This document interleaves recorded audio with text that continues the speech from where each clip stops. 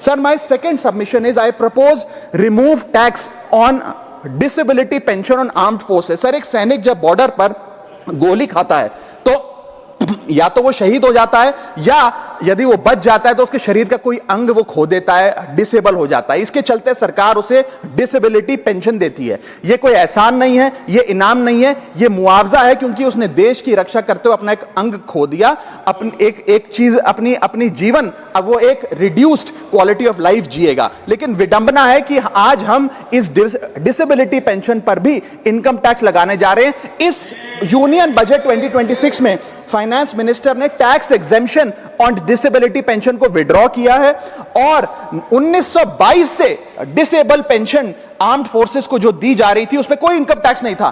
पहली बार 1922 से लेके आज तक कोई इनकम टैक्स नहीं लगा, लेकिन अब हम उस पर इनकम टैक्स लगाने जा रहे हैं, जो कि ठीक नहीं है। मैं आपको एक उदाहरण के माध्यम से समझाना चाहूंगा। एक सोल्जर जो 20 साल का जब था, उसने भारतीय फौज को ज्वाइन किया। 25 साल सर्विस करने के बाद एक्सट्रीम कंडीशंस में उसने दिवाली बंकर में मनाई, ईद बॉर्डर पे मनाई, क्रिसमस के दौरान पेट्रोलिंग करी, अपने बच्चों के बर्थडे, अपनी मैरिज एनिवर्सरी, सुख दुख के मौके सब मिस किए।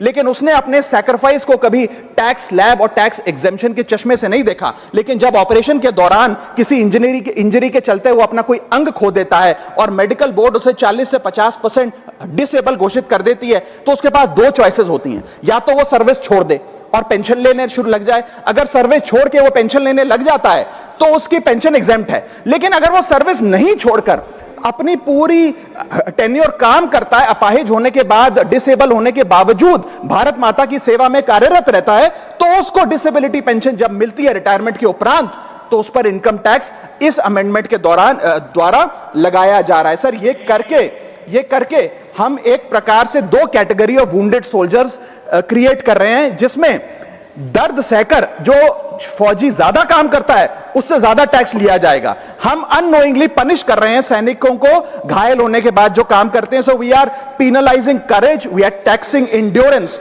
मैं कहना चाहता हूं sir, when the wound is same, service is same, sacrifice is same, tax treatment अलग अलग नहीं होना चाहिए। डिसेबिलिटी पेंशन कोई विंडफॉल गेन नहीं है, कोई बोनस नहीं है, कोई प्रिविलेज नहीं है। अगर भारत माता की सेवा में उस सैनिक ने अपना कोई अंग खो दिया, उसको टैक्स मान के और उसकी डिसेबिलिटी पेंशन को अतिरिक्त इनकम मान के उस पर टैक्स नहीं लगना चाहिए। You can tax income, you can tax profit, but you cannot tax a soldiers sacrifice.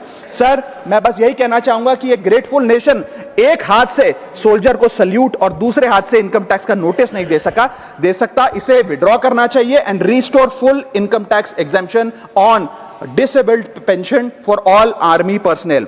Sir, third